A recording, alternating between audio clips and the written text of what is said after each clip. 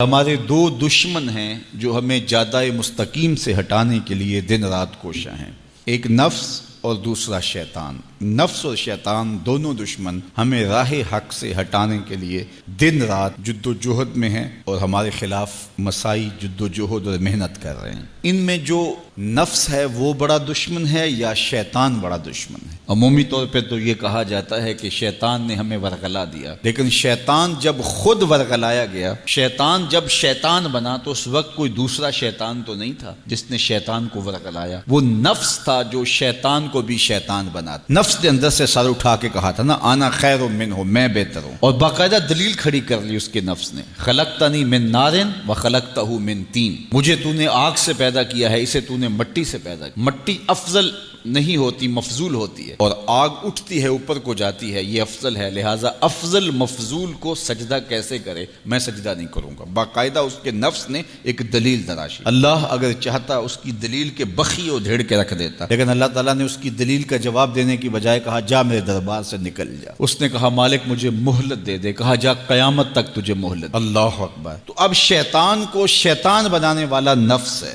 جس نے اندر سے کھڑے ہو کے کہا انا خیر منہ، میں بہتر ہوں۔ اس میں نے شیطان کا بیڑا غرق کر، انانیت اسے کہتے ہیں، انا خیر منہ، اس سے انانیت ہے، میں بہتر ہوں۔ ایک بزرگ تھے، انہوں نے ساری زندگی اپنی زبان پہ لفظ میں نہیں آنے دیا۔ وہ فرماتے تھے یہ وہ لفظ ہے جس نے شیطان کا بیڑا غرق۔ تو وہ اس مفہوم کو ادا بھی کرنا چاہتے تو بالفاظ دیگر کر۔ کسی نے سنا کہ فلاں شخص ہے، اس کی زبان پہ کبھی میں کا لفظ نہیں آیا، تو اس نے کہا لو اس کی زبان پہ یہ لفظ کیوں نہیں آیا، میں جاتا ہوں اور ان کی زبان پہ یہ لفظ آئے ہی آئے۔ ہر شخص کی اپنی ترجیحات ہوتی ہے، ایک مہم پہ نکلا کہ ان کی زبان پہ لفظ میں لے کر آنا۔ گیا، حضرت بیٹھے تھے، حضرت ایک مسئلہ پوچھنے آیا ہوں۔ بیٹا پوچھئے۔ کہا شیطان کو کس چیز نے برباد کیا تھا؟ حضرت اب تو بولیں گے نا کہ میں نے اس کا بیڑا غرق کیا تھا، تو کہوں گا جیسے بھی زبان پہ لفظ تو آئی گیا، اور شیخ بھی بڑے سمجھدار تھے، سمجھ گئے اس کی نیت کے کھوٹ کو کہ یہ کیوں آیا ہے اور یہ مسئلہ کیوں پوچھ رہا۔ ہر مسئلہ تفہیم کے لیے نہیں پوچھا جاتا، اس کے مقاصد اور بھی ہوتے ہیں، اور اہل اللہ کو اللہ نے وہ بصیرت دی ہوتی ہے جو سائل کے انداز سے سمجھتے ہیں کہ اس کے مقاصد۔ تو کہ حضرت پوچھنے آیا ہوں کہ شیطان کو کس چیز نے برباد کیا؟ حضرت فرمانے لگے نماز کا ٹائم ہو گیا، ابھی جماعت کھڑی ہونے والی ہے، نماز کے بعد اس پہ بات کر۔ خیر نماز ہوئی، سلام پھرا تو حضرت خود فرمانے لگے کسی نے پوچھا تھا کہ شیطان کو کس چیز نے برباد کیا، جواب دینا چاہ رہا ہوں، کس نے پوچھا تھا؟ جھٹ کھڑا ہو گیا میں نے۔ کہا بس اسی نے اس کا بیڑا غرق کر دیا۔ تو انانیت میں جو ہے یہ شیطان کو شیطان بنانے والی، نفس جس نے اندر سے سر اٹھایا اور کہا آنا خیر منہ، میں بہتر ہوں، تو یہ شیطان کو شیطان بنانے والا نفس ہے۔ تو نفس شیطان سے بھی بڑا دشمن۔ اب ہمارے ساتھ دو بڑے دشمن لگے ہوئے، ایک شیطان اور دوسرا نفس، اور دونوں ہمارے باطن کو اجاڑنے کے لیے، ہمارے من کو بے چراغ کرنے کے لیے، ہمارے اندر کی روشنیاں بجھانے کے لیے دن رات کوشاں۔ ایک تنہا ناتواں اکیلی جاں، دو دشمنوں کے نرغے میں، اور دونوں دشمن بڑے تگڑے اور بہت طاقتور، اور ہر وقت ہمارے اوپر حملہ آور۔ الشیطان جاسم علی قلب ابن آدم فاذا ذکر اللہ خنس واذا غفل وسوس۔ حضرت نبی رحمت صلی اللہ علیہ وآلہ وسلم نے ارشاد فرمایا شیطان اولاد آدم کے دل پہ قبضہ جماتا ہے، اور جب بندہ غافل ہوتا ہے تو یہ وسوسے ڈالتا ہے، اور جب بندہ اللہ کا ذکر کرتا ہے تو یہ بھاگ جاتا ہے۔ تو شیطان وسوسہ اندازی کرتا ہے، باطن کو اجاڑتا ہے، من کو لوٹتا ہے۔ نفس اور شیطان دو بڑے دشمن تھے جو ہمیں جادہ مستقیم سے بہکانے کے لیے دن رات کوشاں تھے۔ اب اللہ کا کرم دیکھیے، اذا دخل رمضان سلسلت الشیاطین، جب ماہ سیام جلوہ فراز ہوتا ہے تو شیاطین جکڑ دیے جاتے ہیں۔ جو ہی ماہ سیام شروع ہوتا ہے، چاند طلوع ہوتا ہے تو شیاطین جکڑ دیے جاتے ہیں، پورا مہینہ وہ آزاد نہیں رہتے، جکڑ دیے جاتے۔ سلسلت الشیاطین، یہ جو مسجدوں کے دروازے کھل گئے، جہاں 1.5 صف ہوتی تھی وہاں 5 صف تراویحوں میں ہیں، تو یہ شیطان کے بند جانے کی وجہ سے۔ لیکن مہنگائی کا طوفان ہے، بد نگاہی ہے، بد تہذیبی ہے، جھوٹ ہے، دیگر امور بد بھی جاری ہیں، یہ نفس کے موجود ہونے کی، نیکی کا ماحول پیدا ہوا یہ شیطان کے بند جانے کی وجہ، لیکن ہماری برائیاں بدستور موجود ہیں یہ نفس کے موجود ہونے کی وجہ سے۔ اب ہمارے لیے آسانی یہ ہو گئی کہ دو دشمن تھے جن کا ہمارے سے مقابلہ تھا، ایک نفس اور دوسرا شیطان۔ ہمارے لیے یہ سہولت ہو گئی کہ ہمارا ایک دشمن باندھ دیا گیا، اب دشمن ایک ہے جس سے ہم نے ماہ سیام میں اور وہ دشمن کون کون سا ہے؟ نفس۔ اب نفس کا مقابلہ اتنا آسان بھی نہیں، یہ بہت ڈاڈا دشمن ہے، اندر کا دشمن ہے، گھر کا بھیدی ہے۔ باج فقیراں کسے نہیں ماریا، باہو ظالم چور اندر داہو۔ یہ بڑا سخت اور بڑا شدید قسم کا دشمن ہے۔ یہ اس کی چالیں بہت باریک، شیطان کی چالیں بھی بڑی باریک ہیں اور نفس کی چالیں اس سے بھی زیادہ باریک۔ اب کیسے مقابلہ کریں گے؟ شیطان بھی ہماری متاع عمل کو لوٹنا چاہتا ہے، حتیٰ کہ ہمارے ایمان کو برباد کرنے پر تلا ہوا ہے، اور نفس بھی چالیں چل رہا ہے، اور ہم اپنی زندگی لاؤبالی میں گزارتے چلے جا رہے ہیں۔ ہمیں پتہ ہی نہیں کہ ہم موت کے کتنا قریب ہو رہے ہیں، اور شیطان ہمارے اوپر، نفس ہمارے اوپر حملہ آور ہے، اور یہ چاہتے ہیں ٹھیک ہے یہ چلتا رہے، یہ رسمی زندگی گزارتا رہے، کوئی بات نہیں، اس کے اندر کو ہم لوٹ لیں، اور یہ دونوں دن رات لگے ہوئے۔ ماہ سیام آیا تو ہمارا ایک دشمن بند گیا، ہمیں تھوڑی سی سہولت مل گئی، اب ایک ہی دشمن باقی ہے جس سے مقابلہ کرنا باقی ہے، اور وہ ہے نفس۔ اب نفس سے مقابلہ کیسے ہوگا؟ تو کسی ایکسپرٹ سے پوچھیں کہ جناب نفس ہے، ہم کمزور ہیں، شیطان دشمن ہمارا بندہ ہوا ہے، 2 محاذ کھلے تھے تنہا جان کے لیے، ایک محاذ بند ہو گیا، اب ایک ہی محاذ ہے، مقابلہ کرنا ہے تو کیسے کرنا؟ اللہ اکبر۔ تو ہم اقبال کی بارگاہ میں عرض کیا کہ آپ بتائیے۔ وہ کہنے لگے میں آپ کو اپنے مرشد مولانا رومی کے پاس لے جاتا ہوں۔ رومی کے پاس اقبال لے کر کے گئے تو رومی نے کہا کہ میں آپ کو ایک اور شخص کا پتہ بتاتا ہوں، اور وہ اتنا کامل ہے اور اس شعبے میں اس قدر ایکسپرٹ ہے۔ اس نے کہا ہفت شہر عشق را اتار گشت، ما ہنوز اندر خمیں یک کوچام۔ عشق کے 7 شہر حضرت شیخ فرید الدین اتار گھوم چکے ہیں، اور ہم پہلے شہر کی پہلی گلی کے کونے میں کھڑے ہیں۔ یعنی اتنا بڑا شخص شیخ فرید الدین علیہ رحمہ، تو کہا وہ بتائیں گے تمہیں کہ نفس کا مقابلہ کیسے کرنا ہے۔ رومی کہتے ہیں کہ وہ میرے بھی استاد ہیں، رومی کہتے ہیں کہ وہ میرے بھی ہادی و مرشد ہیں۔ جس عشق کے شہر میں میں داخل ہوا ہوں اور ابھی کونے پہ کھڑا ہوں، اس طرح کے 7 شہر وہ گھوم کے بھی آئے۔ آؤ ان سے پوچھتے ہیں کہ جناب نفس قابو کیسے کریں؟ تو شیخ فرید الدین اتار نے کہا نفس نتواں کشت الا باسے چیز، بات گوئم یاد گیرش اے عزیز۔ نفس نہیں مرتا، لیکن 3 اسلحے اگر آپ کے پاس ہوں تو یہ نفس ٹھہر بھی نہیں سکتا۔ غور سے سن لیجئے، روحوں میں اتار لیجئے، اور زندگی میں ہمارا مقصد ہے اس نفس کا مقابلہ کرنا۔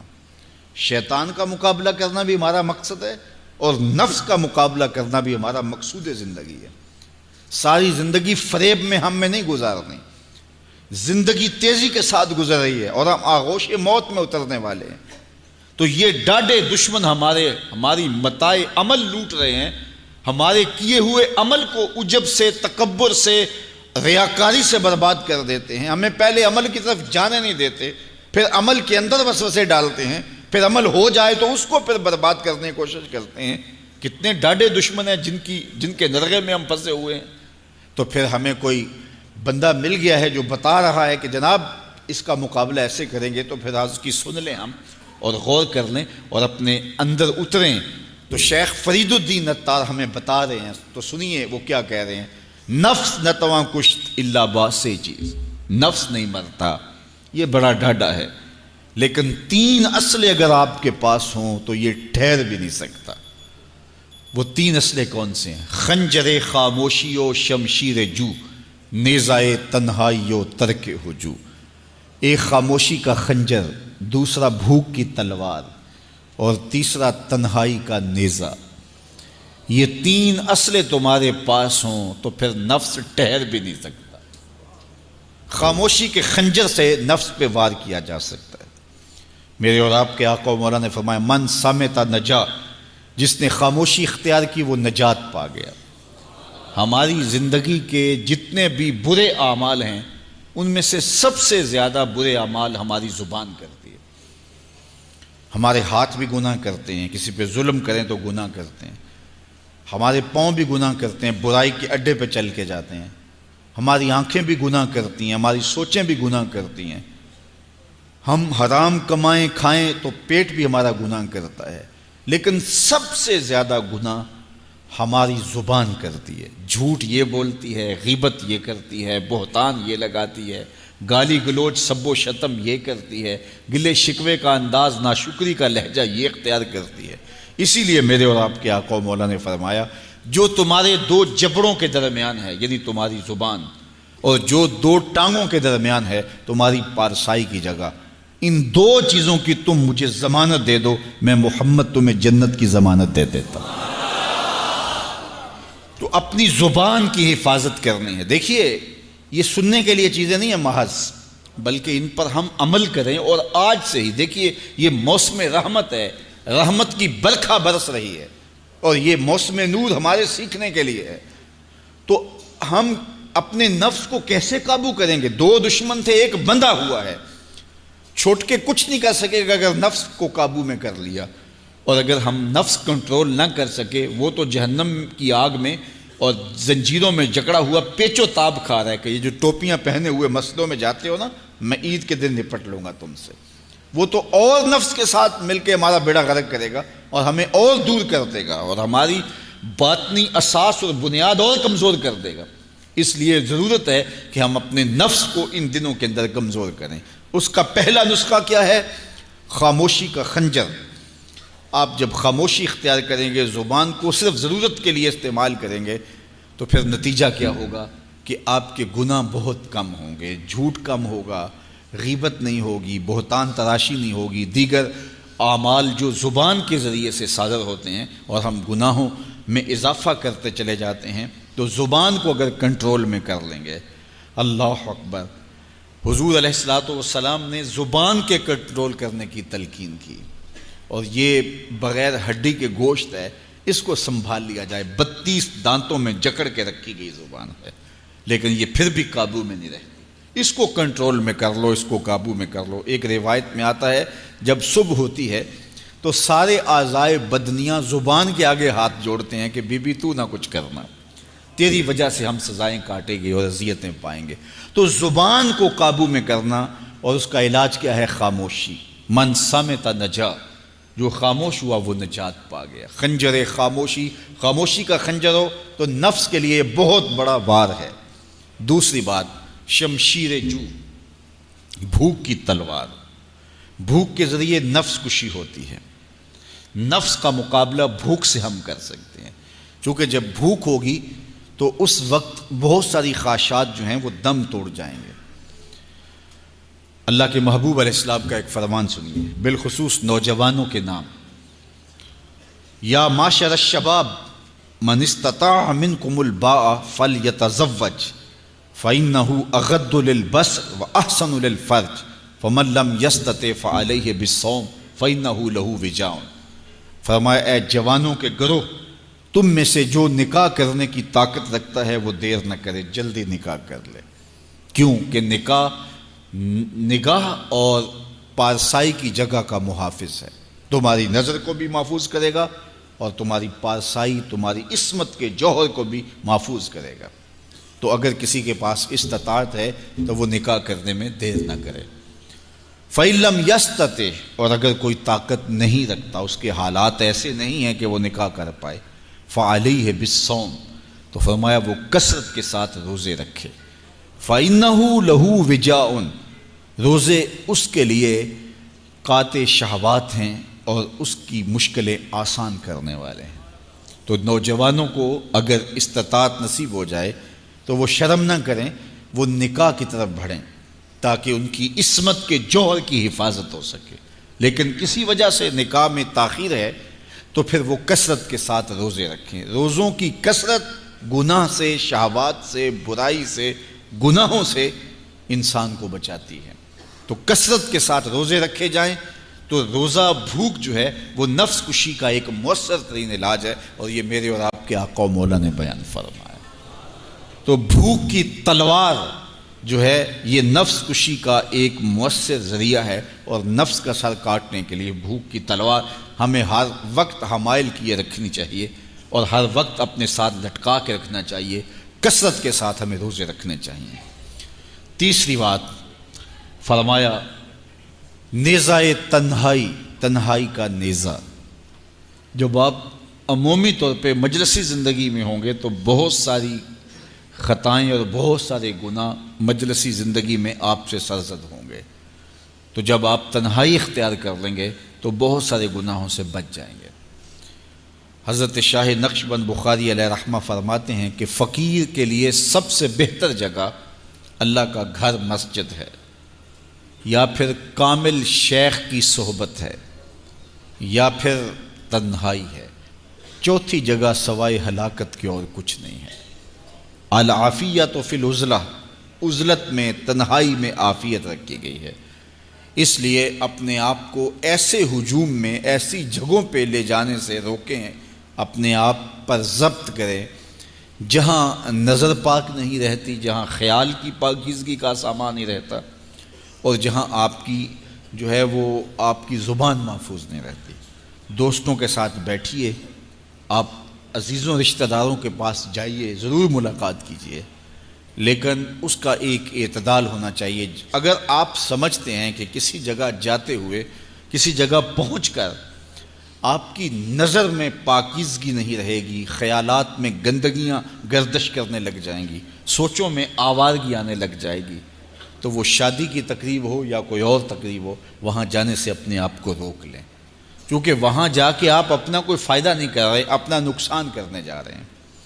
تو جہاں آپ کو یقین ہو کہ آپ وہاں اپنے آپ کو بچا نہیں پائیں گے، اپنی حفاظت نہیں کر پائیں گے، تو وہاں سے تنہائی بہتر ہے، وہاں سے عزلت بہتر ہے۔ تو یہ تین چیزیں ہم اگر کر لیں تو یہ نفس کشی کا ایک مؤثر ذریعہ ہے۔ اب ماہ صیام کے اندر اللہ تعالیٰ یہ تینوں چیزیں ہمیں نصیب کرتا ہے۔ ہم زیادہ بولتے نہیں ہیں، روزے سے ہوتے ہیں، بلکہ فرمایا اگر تم سے کوئی شخص بحثے، کوئی الجھے، کوئی لڑائی کرنا چاہے، بدتمیزی کرے، تو اس سے کہو انی صائم، میں روزہ رکھا ہوا ہے۔ اور اسی طرح بھوک تو میسر ہوتی ہی ہوتی ہے، اور تیسری بات کہ عزلت بھی میسر ہو جاتی ہے، اس میں آپ ذکر کے لیے، فکر کے لیے، روزے میں آپ تلاوت کلام مجید کے لیے تنہائی اختیار کرتے ہیں۔ تو گویا روزہ ایک ایسی تربیتی ورکشاپ ہے کہ جس کے ذریعے سے آپ کے نفس کی تہذیب ہو جاتی ہے۔ جب نفس قابو میں آ گیا، نفس کنٹرول میں آ گیا، نفس کو آپ نے کمزور کر لیا، تو شیطان چھٹ کے بھی کچھ نہیں کر سکے گا، کیونکہ شیطان ہمارے اوپر حملہ کرتا ہے نفس کے ذریعے سے۔ باہر کا دشمن ہے اور نفس اندر کا دشمن ہے۔ ہمارے دیہاتوں میں چوری ہو جائے نا، تو بوڑھے بزرگ مل کے بیٹھ جاتے ہیں کہ بتاؤ چوری کیسے ہوئی، تو ایک نقطے پہ سارے متفق ہوتے ہیں، اور وہ نقطہ یہ ہوتا ہے کہ کوئی اندر کا بھیدی ضرور ہے۔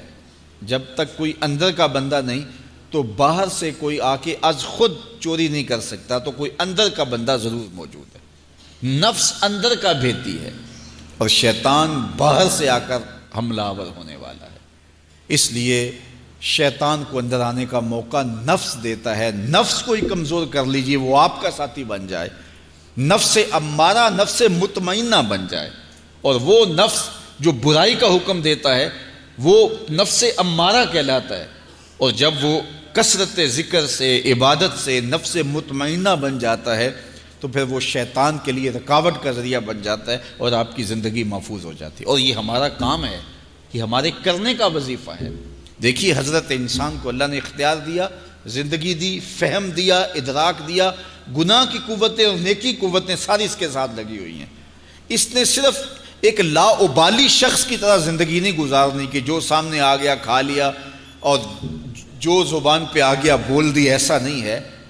یہ تو انسان ہے، اس کو تو اپنی زندگی کی راہیں خود متعین کرنی ہے کہ میری دنیا آخرت کے لیے نفع بخش کیا چیز ہے اور نقصان دہ کیا چیز ہے۔ انا ہدیناہ السبیل اما شاکرا و اما کفورا، کہ ہم نے اس کو دونوں راہیں دکھا دی، وہدیناہ النجدین، اس کو پتہ ہے یہ اچھائی ہے، یہ برائی ہے، اس نے اس سے اجالنا ہے اپنے اندر کو اور اپنے باطن کو سنوارنا ہے۔ تو ماہ صیام ہمارے لیے موسم رحمت اور موسم نور ہے، جو ہمارے اندر کی روشنی کا سبب اور ذریعہ ہے۔ تو آئیے یہ موسم اللہ نے ہمیں نصیب کیا، قرآن مجید کی کثرت سے تلاوت کریں، نفس کمزور ہوگا، تنہائی اختیار کریں، نفس کمزور ہوگا، اپنی زبان پہ قابو کر لیں، نفس کمزور ہوگا، بھوک تو ہم روزے کی وجہ سے کاٹتے ہی کاٹتے، نفس کمزور ہوگا۔ اب شیطان چھٹ کر بھی عید کے دن ہمارا کچھ بگاڑ نہیں سکے گا اگر ہم نے اپنے نفس پہ قابو پا لیا، اور اگر نفس پہ قابو نہ پا سکے تو شیطان تو پھر پیچ و تاب کھا رہا ہے، اور وہ ہمارے اوپر پھر اور زور و شور کے ساتھ حملہ ہوگا اور ہماری متاع عمل کو لوٹ لے گا۔ تو پھر کیا فائدہ ہوا کہ سارے مہینے کی محنت کی، عید کے دن، عید سے 4-5 دن بعد ہم نے لٹا دی، تو فائدہ کیا ہوا؟ اللہ نے اس عورت کی مثال بیان کی ہے قرآن میں جس کا توازن ذہنی ٹھیک نہیں تھا، اور وہ سارا دن سوت کاٹتی رہتی تھی اور شام کو اپنے ہاتھوں سے توڑ دیتی تھی۔ تو کہا کہیں ایسا نہ کرنا کہ تم بھی اس عورت کی طرح ہو جاؤ کہ اپنے ہاتھ سے کاتا ہوا سوت اپنے ہاتھوں سے ہی توڑ دو۔ پورا مہینہ بھوک کاٹی، پیاس کاٹی، تکلیفیں گوارا کی، اور شام کو جو ہے وہ اپنے ہاتھ سے ہی وہ سوت کاٹنے والی خاتون سوت توڑ دیتی ہے۔